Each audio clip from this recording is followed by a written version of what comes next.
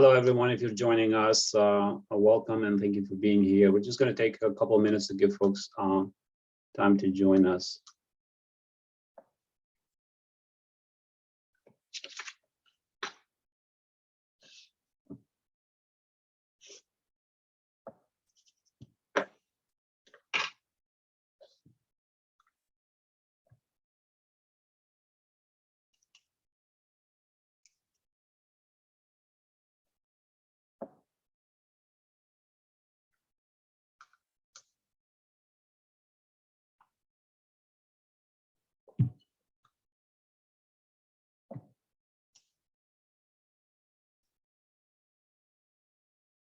Hello, everybody. Thanks for being here. We're just going to give people another minute or so, and then we can start.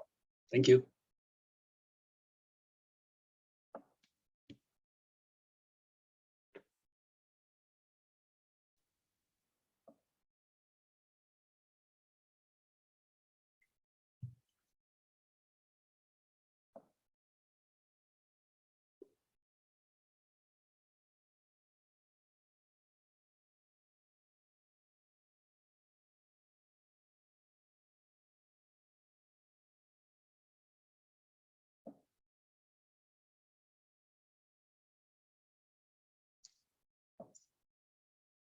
I think we will start now.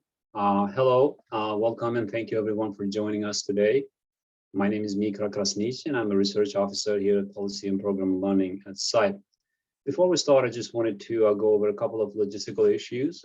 This webinar is being recorded and is scheduled to last about an hour. A quarter of that hour is reserved for our researcher and presenter, first researcher Tiffany Yao, followed by 10-15 minutes or so for commentary presentation by our in-house expert, Kathy Tai, and then we will open for, and then we'll take your questions, which I encourage you to submit, all of them in the chat. Everyone is muted, and so, but if you have any issues submitting your questions, please reach out to Tamari, our colleague here, and she can help with any technical issues. Now, before I introduce our speakers today, I'd like to take a minute to talk briefly about PPL's research Unbound, which is a webinar series that we're starting today that will highlight research from scholars and researchers from 8 different countries with whom we have been working. This series is a result of a new applied research initiative that CIPE launched last year and whose objective is to engage business leaders in emerging democracies with actionable knowledge on policy solutions. Though the topics cover a wide range of policy areas, what connects this body of applied research is really the focus on ever-evolving and inherent government-private sector relationships. This research also reinforces the idea that across many countries, private sector and democracy remain fundamental to building a prosperous, equal society and an economy that delivers for all. Now I will turn to introduce our first researcher and presenter today. Tiffany Yao is the founder of Oxbridge Economics, a consulting firm that provides economic research and consulting services to governments, organizations, and corporations. She has a master's degree in economics and quantitative analysis from Harvard University Kennedy School and a BA in economics from University of International Business and Economics. During 2018-2019, she worked as a research manager for Hong Kong Monetary Authority. Prior to that, she spent 3 years as an economist and strategist for Goldman Sachs in Hong Kong, and also as a North Asia economist for Royal Bank of Scotland from 2012 to 2015. Welcome, Tiffany, and thank you so much for joining us today. Thank you. We also have Catherine Tai with us today to examine the broader implications of this research and how such findings might or might not be replicable to other contexts. Kathy is the CIPE's Deputy Director for Asia, and her portfolio of projects focuses on partnering with business associations to strengthen the role of the private sector and mobilize local networks of small and medium enterprises for constructive policy reform. Previously, she was the Senior Program Officer for East Asia at the Eurasia Foundation. She has a master's degree in public policy from University of Maryland, College Park, and a BA in diplomacy from National Cheng University in Taiwan. Welcome to you, Kathy, as well, and thank you for being with us today. Now, without further ado, let me please hand this over to Tiffany. Tiffany? Sure, let me share my screen first.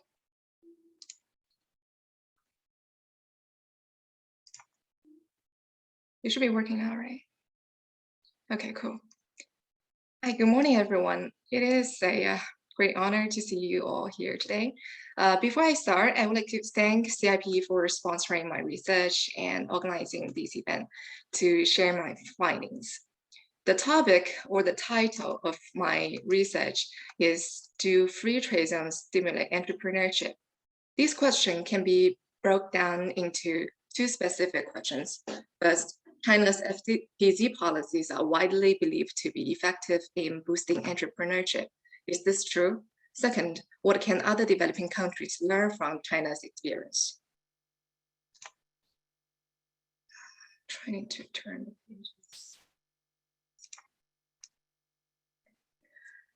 Here is the structure of my report, which can be found on CIPE website. The study is quite quantitative, but in today's presentation, I'm inclined to spend more time on the background stories and policy implications. So to begin with, what is FTZs? What are FTZs? According to the World Bank, it is fenced-in duty-free areas that offer warehousing, storage, and distribution facilities for trade, transshipment, and re-export operations, as possibly illustrated in the left photo. But in many circumstances, for example, in China, FTZs are more broadly defined as a region that is delimited for introducing or experimenting new policies to promote trade, FDI, or to foster some new industries. In this sense, FTZ is used interchangeably with SEZ, which is short for Special Economic Zone.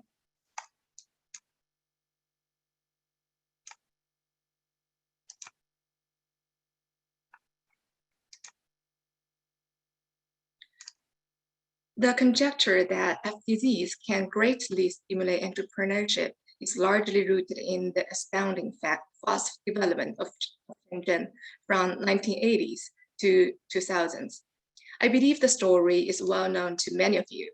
Deng Xiaoping delimited Shenzhen as a special economic zone in the early 1980s, and in less than 3 decades' time, the city developed from a small fishery village to one of the world's most modern cities, with many top tech firms and countless SMEs. Nowadays, Shenzhen is the most innovative Chinese city with the strongest entrepreneurship. The 4 photos of Shenzhen vividly illustrate such an amazing development. The black and white pictures in the first row were taken before the establishment of SEZ, and the second row shows the same street or district 30 years later. In China's history, there has been 2 waves of enthusiasm for building SEZs. The first wave was in the 1980s, when SEZ experiments were introduced in Shenzhen, as I mentioned just now, and 3 other southern cities. The second wave emerged in recent years. In 2007, the National Congress came up with a national strategy of building FTZs. The government used the term FTZs, but as I mentioned earlier, they are essentially SEZs, judging from the descriptions in official documents. Since 2013, 6 batches of FTZ programs have been introduced. The red dots in the map represent pilot cities in 2013 and 15 programs. All of them are developed coastal cities like Shanghai. This pattern can change from 2017, and the later 4 batches were largely implemented in inland cities with varying levels of economic development. It is widely believed by Chinese policymakers and scholars that the newly built FTZs could boost entrepreneurship. Besides the intriguing stringent story, such a hypothesis is also supported by simple economic and social theory. Measures in FTZs lead to market liberalization, which is welcomed by entrepreneurs. But it is worth noting that relevant official documents seldom mention stimulating entrepreneurship explicitly as one of the goals of building FTZs. This is because in the Communist Party's doctrine, the word entrepreneurship is equivalent to capitalism, an ideology that it opposes. Although many people are talking about FTZ's impact on boosting entrepreneurship, no solid empirical work has been carried out to verify such a hypothesis in a quantitative fashion. So my research aims to fill the research gap using event study methods. By drawing on China's large-scale 2017 FTZ program, which was introduced in 15 cities, and the significant amount of business registration information generated over the past decades, we are able to evaluate the effectiveness of FTZ initiatives. Precisely speaking, we will use the difference in difference approach, or DID in short, in modeling. Here, I want to elaborate a bit on DID. The first D comes from comparison between experiment and control groups. In our context, they are basically FTZ and non-FTZ regions. The second D basically compares the situation before and after FTZs were introduced. We use DID in the analysis because it can shed light on causality. In other words, in this case, it is better than regular linear regressions because the latter only estimate the correlation between policies and economic observations. My study focused on the 2017 program since it covers a relatively large set of cities that provide sufficient pre- and post-program data to test its effectiveness. In 2017, the FTZ pilot programs were introduced in 15 cities whose GDP per capita ranged from 5 to 20,000 US dollars. In comparison, the national average was 8,000 US dollars that year. FTZs are expected to pioneer further reforms and opening up according to the Chinese government. With this in mind, both central and local governments propose a series of policies. As summarized in the table here, the policies can be classified into 4 areas: foreign trade, FDI, finance, and administration. A number of cities have also rolled out some short-term stimulus policies such as borrowing incentives and financial rewards for new firms. As discussed earlier, FTZ policies have not mentioned entrepreneurship whatsoever due to the CPC's evasive attitude toward it. However, most of the policies, if fully implemented, would result in a rising entrepreneurial spirit. For example, encouraging FDI would bring more capital and technology to FTZs, leading to expansion of production and innovation. Also, reducing red tape can remove some of the biggest business obstacles faced by firms operating in China. So much information on the background. Now let's move to the next section of modeling preparation. We basically did 2 things here. First, we pinpoint each FTZ in an administrative district. Based on this, we are able to divide the whole sample into experimental and control groups. Second, we construct entrepreneurship index, which can be used as the dependent variable in the regressions. In step 1, all 118 administrative districts in the 15 pilot cities were partitioned into 24 FTZ districts and 94 non-FTZ districts. This was achieved by overlaying contours of FTZs as described in official documents of administrative districts for all cities. We can tell from the chart on the right that the economic size of FTZ districts vary considerably. Such a variation suggests that the choices of FTZs are kindly random or random to some extent, as there is no observed pattern that FTZs are introduced in the most developed or underdeveloped districts. In step 2, we measure entrepreneurship from 2 aspects. From the macro aspect, we focus on the number of enterprises in a certain area. Specifically, we construct a regional entrepreneurship index by computing the growth rate of all existing firms. This index is comparable across different districts or cities, and a bigger number indicates higher entrepreneurship. In all administrative districts we have covered, the index average is 0.12 during 2011 to 2020, meaning their annual growth of firm numbers has been around 12%. From the micro perspective, we use each private firm's registered capital and the number of employees as proxies of its founders' entrepreneurship.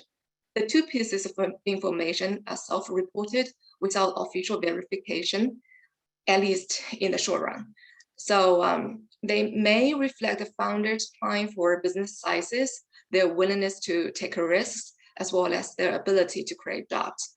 Since there is no such database readily available for overseas researchers, we constructed our own datasets of granular data, combining information from WIND platform and some national or official sources.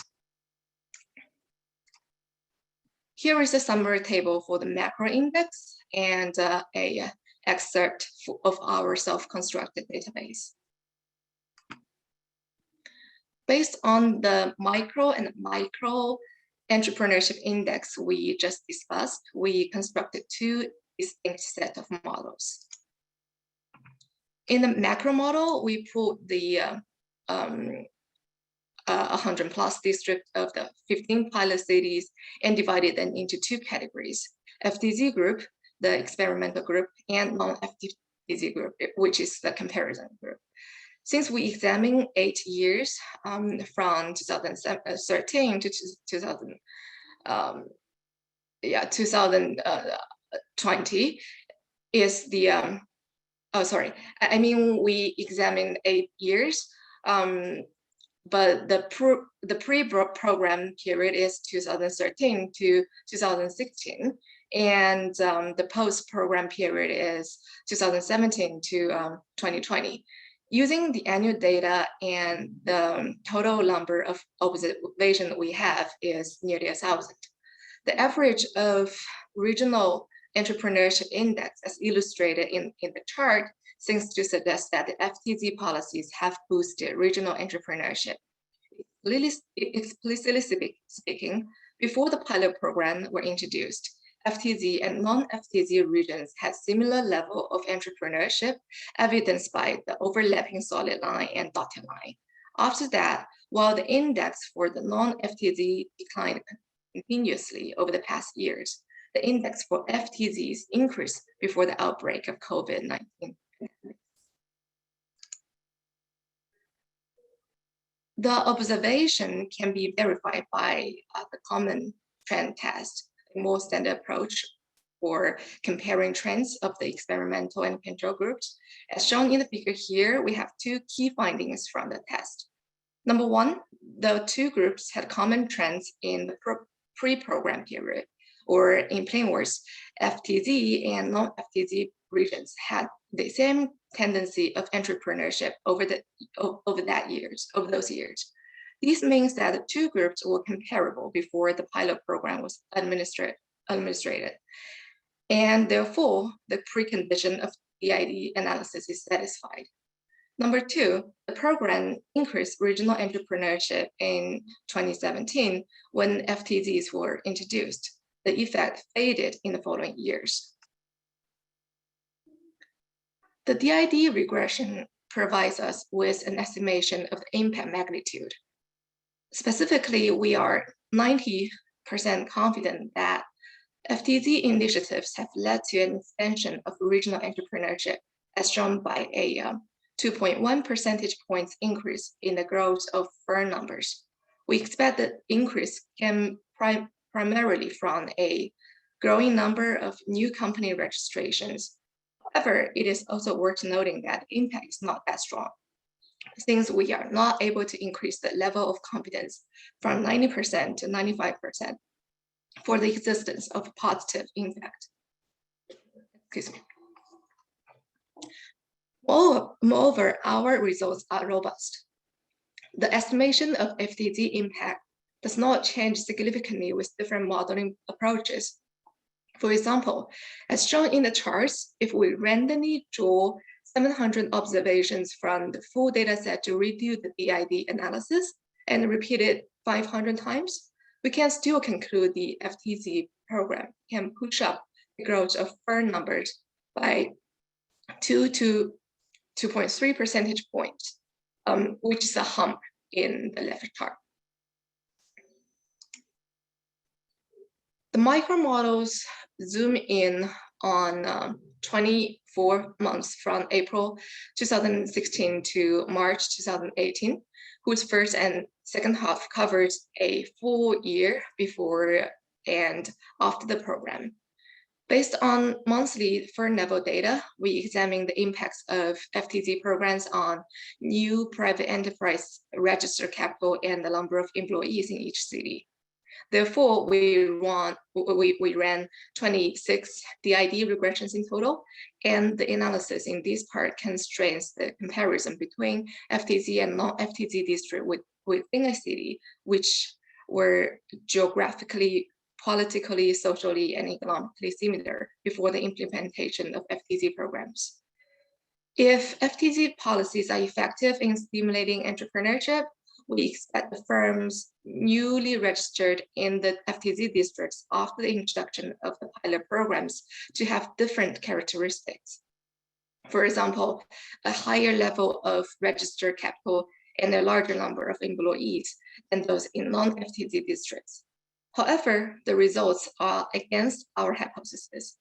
We find that in 15 of the 26 regressions, the estimated effects are not significant.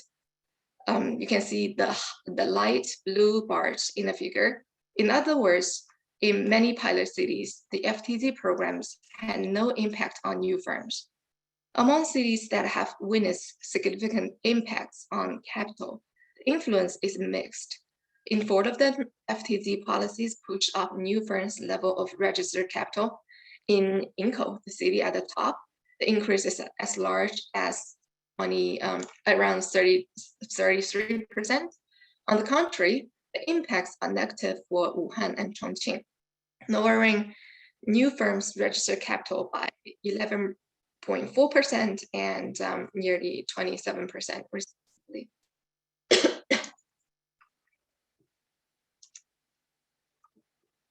In terms of FTZ's impacts on the employment index, the conclusion seems to be simpler. 5 cities saw a decline in new firms' reported number of employees.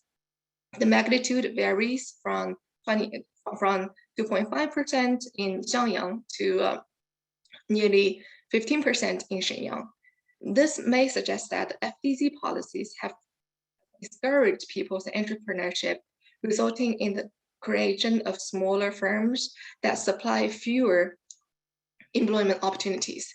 It is worth noting that entrepreneurs in Wuhan and Chongqing, two big tier 2 cities, had particularly negative responses. Both capital and employment indices decreased due to FTZ programs. We can conclude from the models that FTZ programs have some qualified impacts on entrepreneurship. At the regional level, they have led to a 2.1 percentage point increase in the growth of firm numbers at the 90% confidence interval. At the firm level, FTZ policies have not led to significant increase in business size. In fact, in some cities, the impact in terms of job creation in newly registered private firms appears to be negative. The surprising results from the regressions on the employment index bring about another conjecture. The significant negative impact has arisen as a result of the fact that many newly registered companies in the FTZs are zombie firms created to obtain subsidies or avoid taxes, but do not participate in business operations and create no job opportunities. In fact, A closer look at the 5 cities reveals that 4 of the cities in the question experienced a surge in registration of companies with either 0 or only 1 employee. It is particularly astounding that in Shenyang, the share of no-employee firms out of newly registered companies more than doubled in April 2017 when the FTZ program was introduced. Such a finding provide a caveat to the interpretation of our macro model. Although many Chinese scholars use the number of company registration as an indicator of entrepreneurship, faster growth of firm numbers in FTZs may have exaggerated the rise in entrepreneurship and business activity. This is because some companies are registered without any plan to produce goods or provide services. In fact, some local governments have since been alerted to this issue and have introduced new policies to crack down on FTZ zombie firms.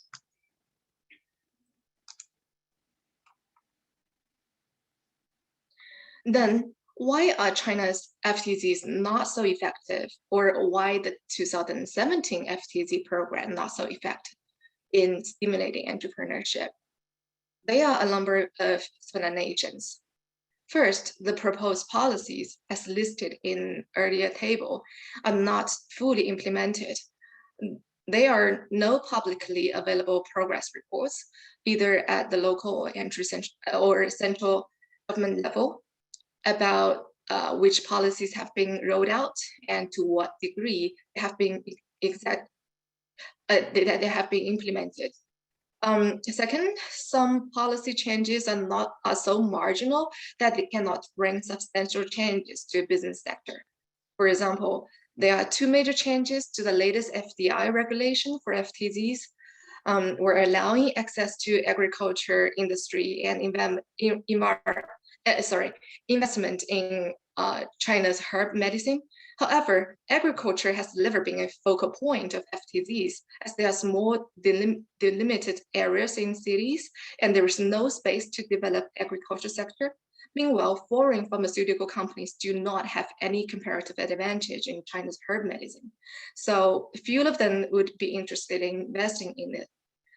Third, China's overall business environment has deteriorated over the past years, which overwhelms the marginal benefits offered by FTZ policies. The apparent evidence includes, but is not limited to, stricter capital control, stronger power of SOEs, and more frequent slap on industries and private firms. For example, the recent crackdown on the for-profit education industry and the tech companies such as Alibaba and Meituan. These are detrimental to entrepreneurship, deterring people from starting up or expanding business. Last, a couple of systematic issues have remained unaddressed, as China's property rights protection is still not strong enough, and complete judicial independence is yet to be achieved. So some foreign investors are reluctant to enter the Chinese market, including FTZs with some preferable policies. Another concern about FTZ policies is that the entrepreneurship channel, which contributed tremendously to China's economic growth, is becoming less effective. The impact of entrepreneurship on the macroeconomy may be understood with the aid of production frontier, PPF, production possibility frontier. China was impoverished when Shenzhen SEZ programs were introduced in the late 1970s and early 1980s. At that time, China's economic development was located deep inside the word PPF, as indicated by the gray dot. So at that time, the allocation of resources was overwhelmingly inefficient.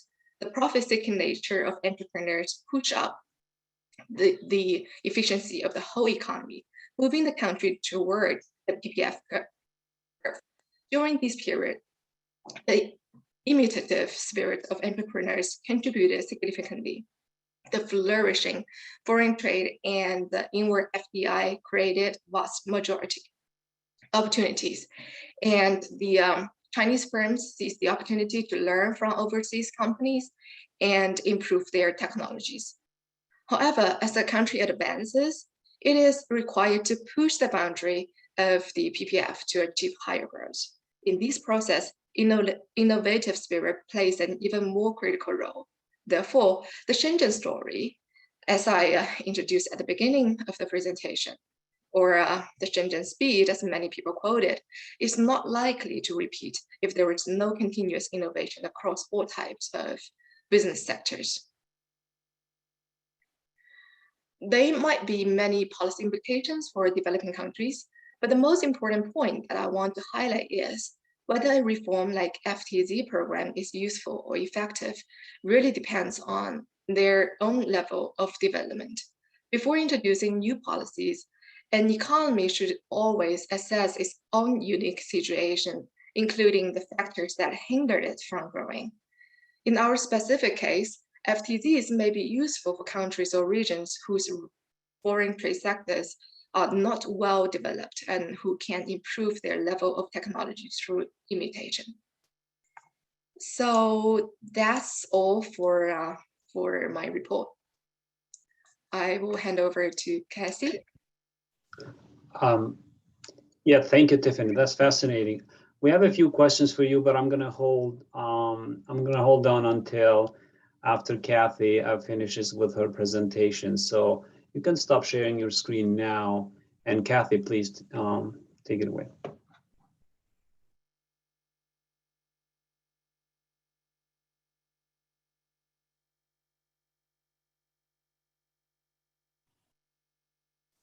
Hello, everyone. Can you hear me okay? Okay, good. Hello, everyone. My name is Kathy Tai. I'm from CIPE, and I'm very honored to have the opportunity to be here today to discuss this paper with you. And thanks, Tiffany, for a job well done. And I really appreciate the invitation from the Policy and Program Learning Team, PPL, led by Kim, Mikura, and others to take the initiative to look into these really important research questions that will have huge implication on entrepreneurial ecosystem that we are all working so hard to cultivate. So I really thank you for your leadership and guidance, and then thank you again for inviting me. Today, I was asked to talk about the applicability of the free trade zone as a model in other countries. My topic today will focus on a few things. The first is the motivation of the free trade zone model. And the second, I will talk a little bit about how they are doing in terms of delivering tangible benefits. And I will conclude with some observations.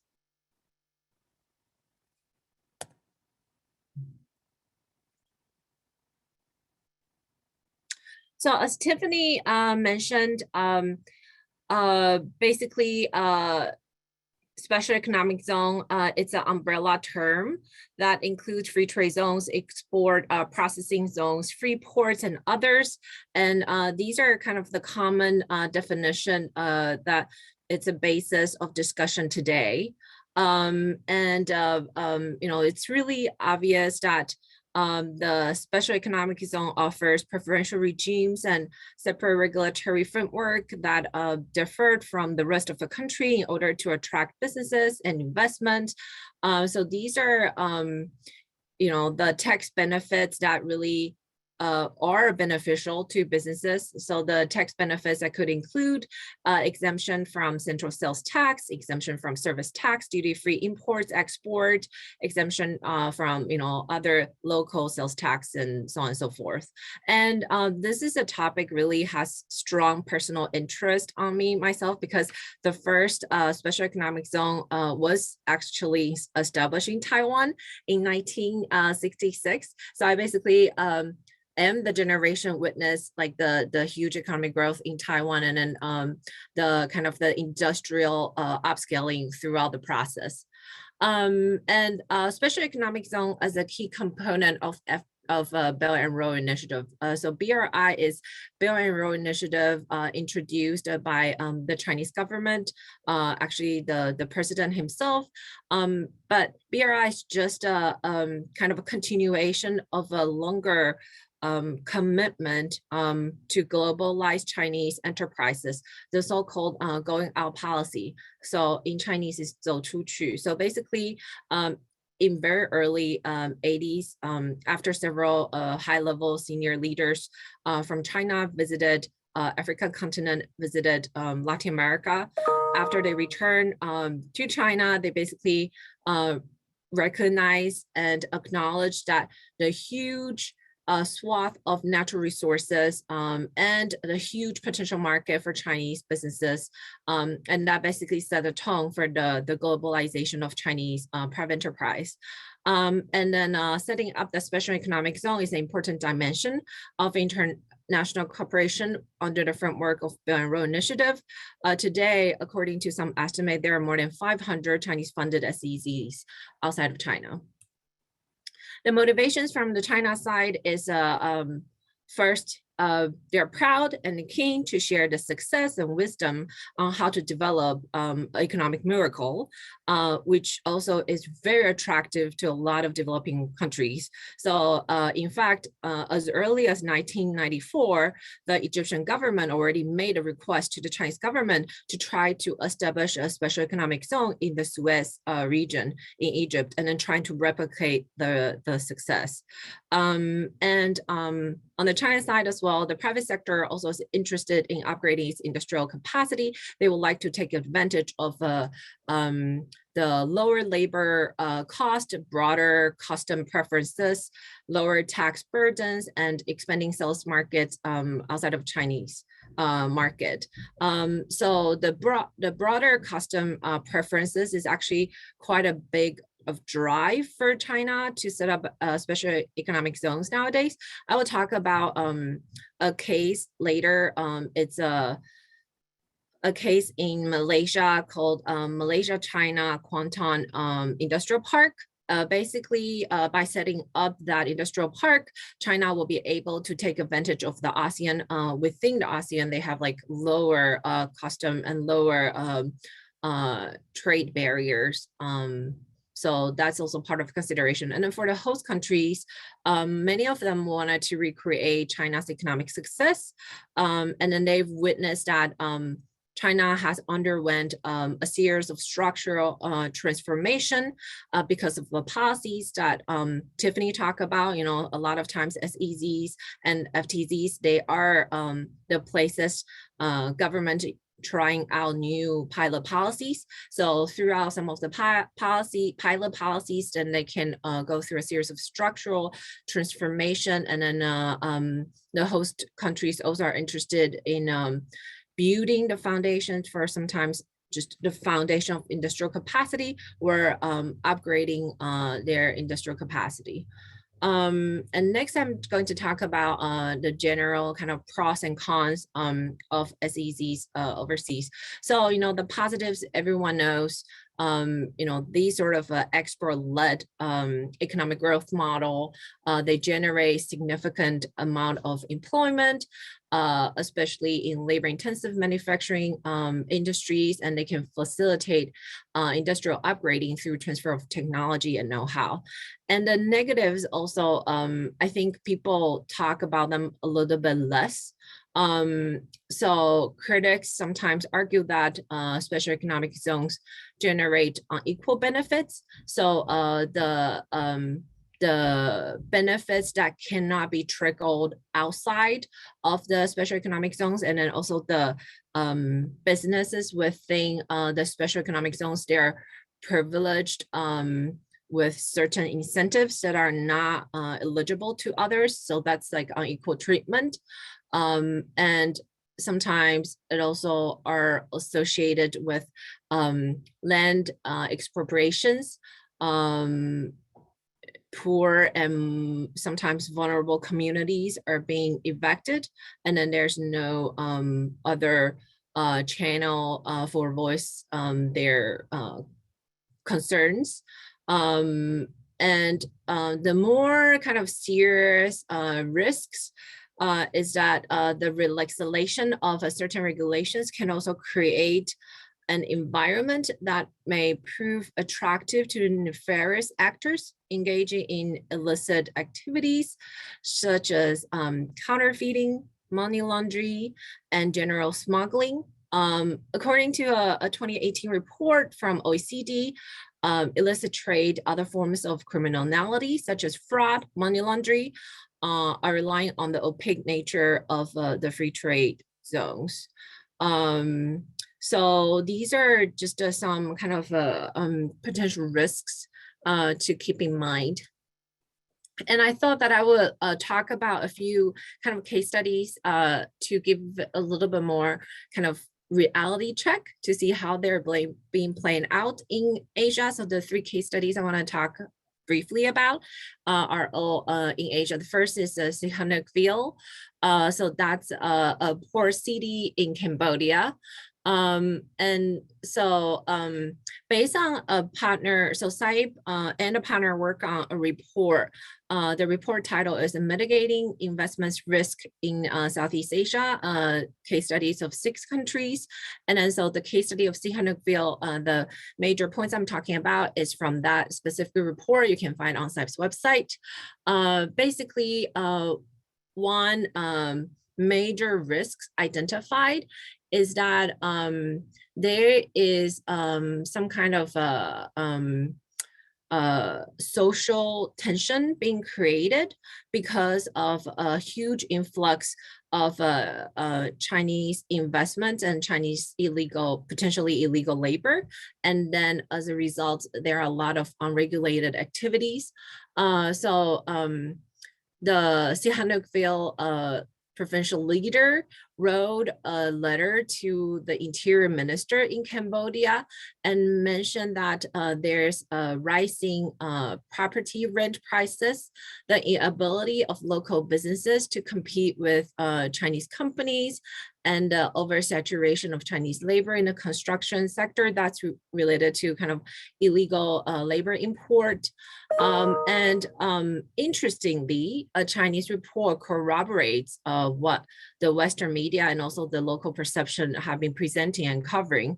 A dozen Chinese firms were in Sihanoukville Special Economic Zone in 2013, but later after 2018, a few hundred businesses in Sihanoukville Special Economic Zones, they were all Chinese firms.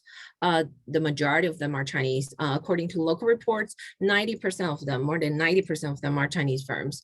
So then that leads to the questions about, is there technology transfer and know-how transfer to local firms, because there's very little interaction with local firms to contribute to the capacity upgrading. And another report, I'm not sure if you've paid attention recently, there are also a series of reports coming out about blood slaves in Sihanoukville, so both in Chinese and in English. Basically, the nefarious activities that I mentioned, the fraud, the online scam, so criminal activities are also quite rampant now in Sihanoukville.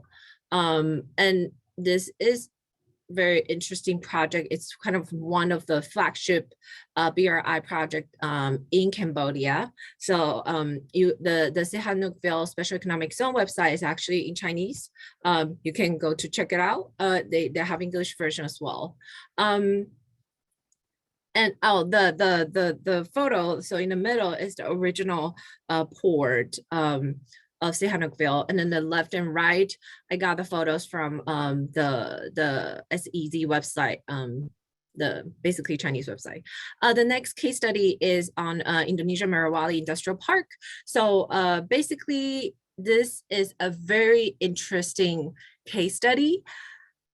This park produces nickel ore. So nickel is essential to make 2 things. One is stainless steel. The second is electric vehicles battery. And basically this industrial park, you can see it's surrounded by forest. So then there was a large scale deforestation. So obviously raised some environmental concerns. But the most interesting part, I would say, is that the park is basically owned and dominated by a group. It's actually a private group called Qingshan Jituan from China. And then Qingshan produces 1/3 of stainless steel out of China. China produces more than 50% of stainless steel of the world production. So that's a huge market, and basically has control over like key ingredients of nickel. It kind of shielded them from commodity prices hikes. And also the subsidiary of the Qingshan Group, they become the 5th largest electric vehicle battery producer now in China. Also because of this industrial park.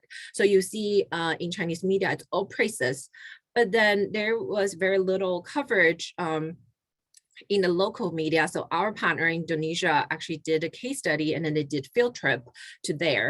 And some things that I found makes them feel a little bit uneasy. So first is the military connection. So Indonesia was ruled by military dictatorship. So the military still pretty present in a lot of aspect of the politics. And so this industrial park allegedly has very strong ties with military generals who are still sitting government officials. And the fact that this project can be done in such a large scale, just within short 5 years, it's really quite an achievement. And that's what you read from the China side. But then from the Indonesian side is, they're asking a question, how can they do this, in a country that everything takes long years.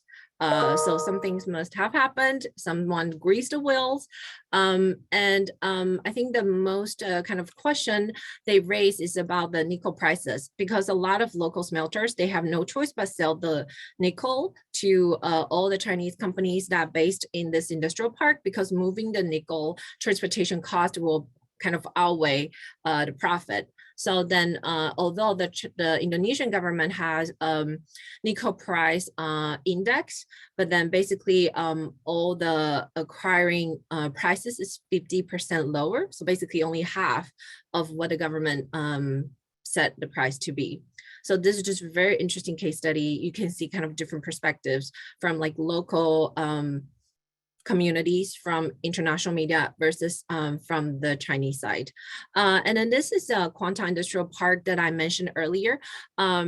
So this is based in Indonesia, and then trying to kind of develop the eastern coastal area that's a little bit less developed in country. So this is super interesting because this is basically a joint effort between a local government and Guangxi government. So the port from Kuantan Industrial Park to Guangxi, this is a twin park model. That port only takes a day of shipping. And then so the structure of the ownership, so basically you see 51% owned by Malaysian, 49%. Basically, the China part, all the stakes are owned directly by state-owned enterprises. And then on the Malaysia part, the private part is only the land property developers, IJM. They own 40% out of the 51%. The rest is all government. So the conclusion.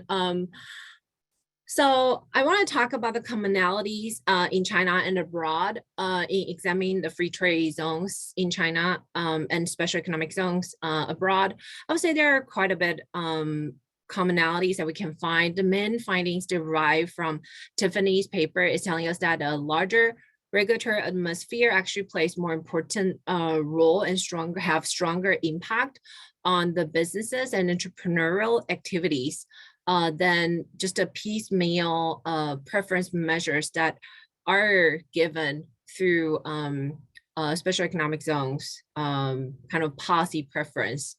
And the second point I will say is that the issue of zombie firms that Tiffany talked about, it's really worth noting because there could be many explanations to the existence of the zombie firms, but the risk of organized crimes and illegal activities are cited in the literature review and also in the case studies.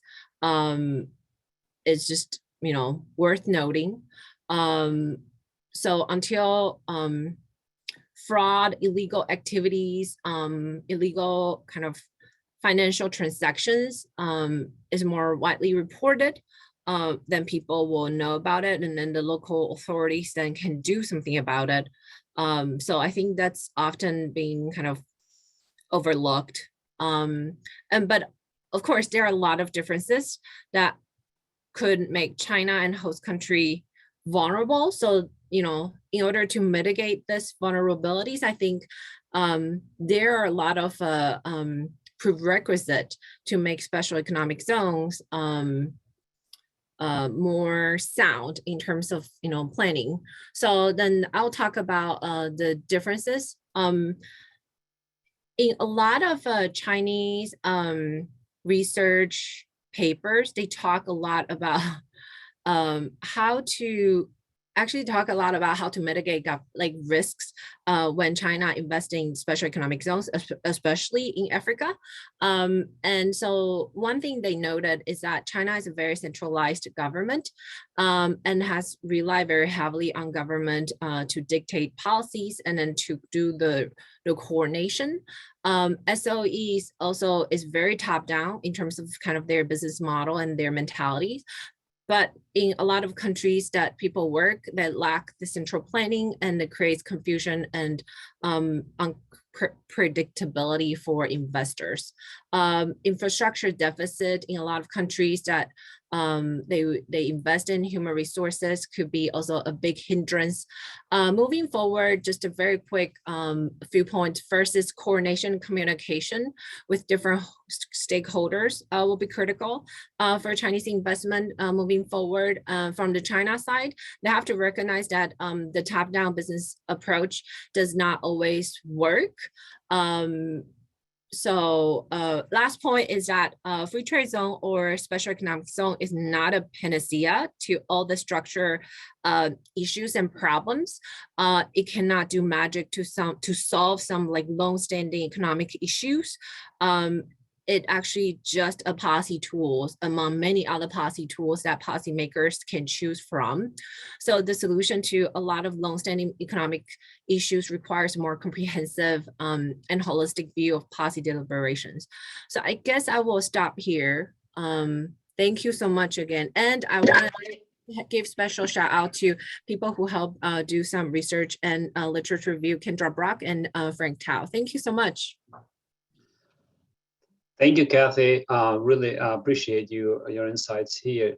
You can stop sharing your screen. We have someone from the audience who asked for you to share the links for case studies. So we'll make sure to share them with our audience. In the meantime, I have a few questions related to our main presentation, Tiffany's. The first question is about how the entrepreneurship led to firms' growth rate in the FTZs. Did investment growth rate increase, and what was improvement in total factor productivity of the leading firms? Sure. So the answer to the first question is simple. So as I indicated in the presentation, the FTZs increased the growth rate of firm numbers by 2.1 percentage point.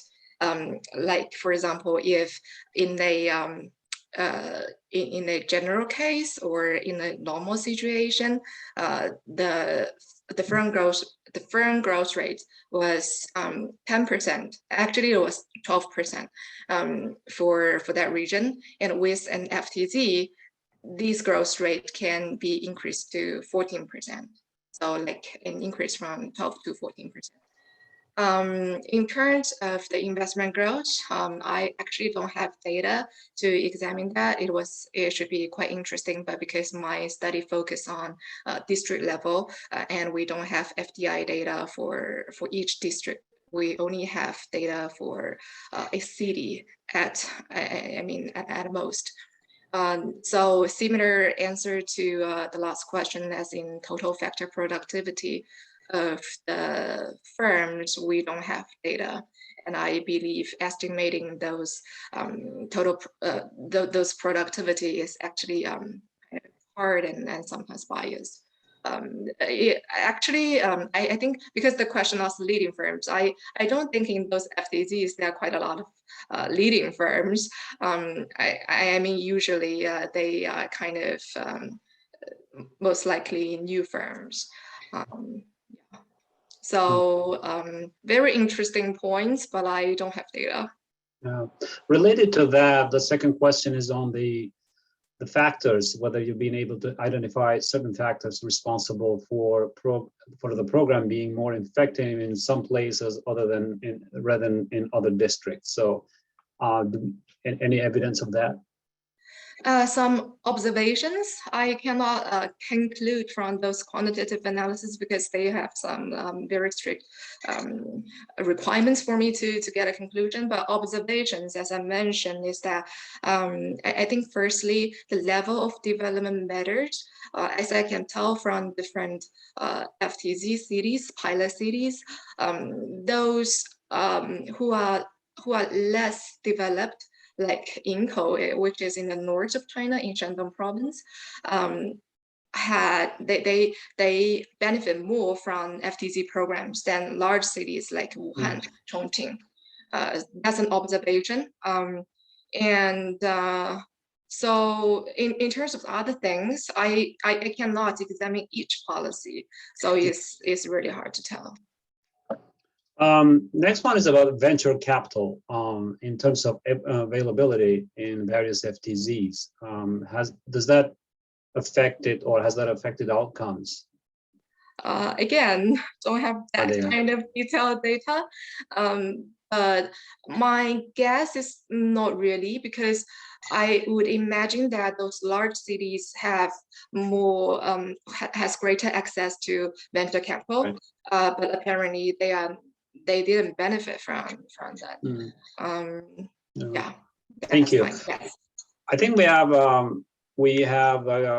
time for only one more question, and this seems to be for both of you. I know you both mentioned it. Also, Kathy also covered this, but the question is: Do you think that there are any preconditions for FTZ success in terms of entrepreneurship, and can they work in some places and environments but not others? I think you both covered some of that, and especially Kathy, given the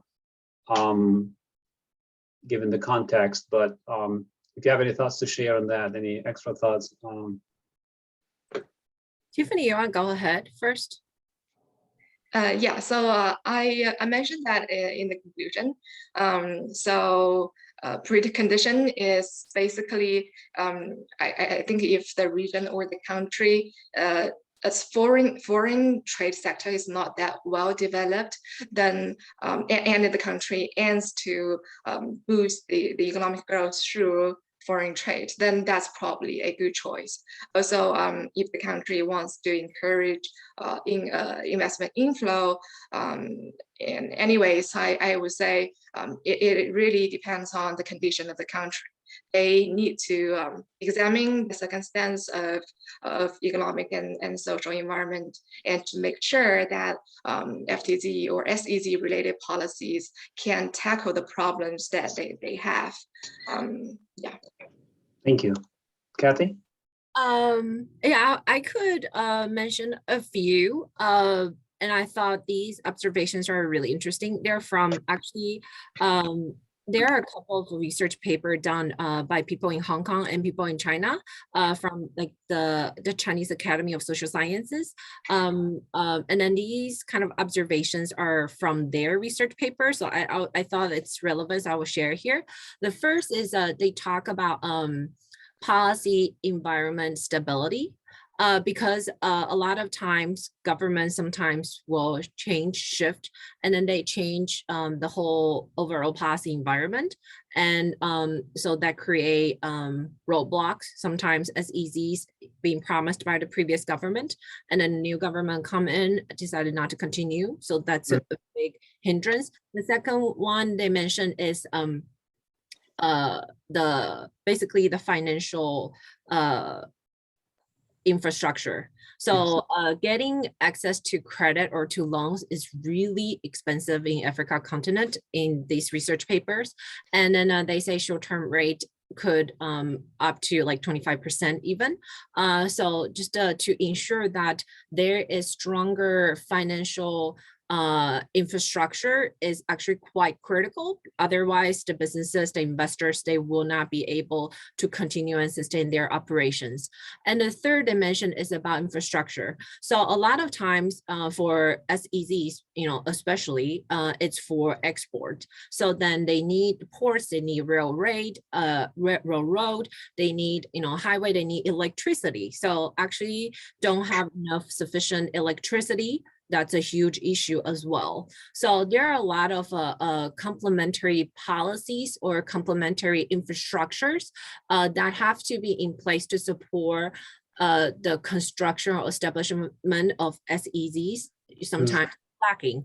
And then another last common issue is human resources. So labor's education, the level of education or the skills that they receive is enough for them to deliver or perform at work. So I will just stop here. There are others as well. Right. Thank you, Kathy, so much. Unfortunately, we're out of time. I want to thank everybody for sticking with us even after we finish this. Please don't forget, if I may ask, to fill the evaluation form that Tamara just posted in the chat. At the same time, I hope to see you. First, I want to thank both Tiffany and Kathy for these wonderful presentations. In the meantime, we have our webinar series will continue on March 21st. We will have a researcher from Ukraine who, despite the plight of that country right now, that researcher actually emailed me this morning and said that he intends to keep his schedule and try to present on the 21st. That was very moving and courageous from him. So hopefully, barring some further worsening developments in Ukraine, we will have him, Yuri Gadai, who will be presenting on digital regulation in Ukraine and how firms in that country have been able to compete against corporate behemoths like Facebook and Uber. So we are excited about that, but of course our key priority at PPL and CIPE here is the well-being and safety of our researchers and scholars. Nevertheless, we are really inspired by Gadai's courage. So with that, again, thank you all for being here. We appreciate your time, taking your time to be with us today. Thank you, Tiffany, and thank you, Kathy. And we will share Tiffany's paper soon this week, I'm hoping, and so you can get to read her research in more depth. Thank you, everybody, and have a great day. Thank you.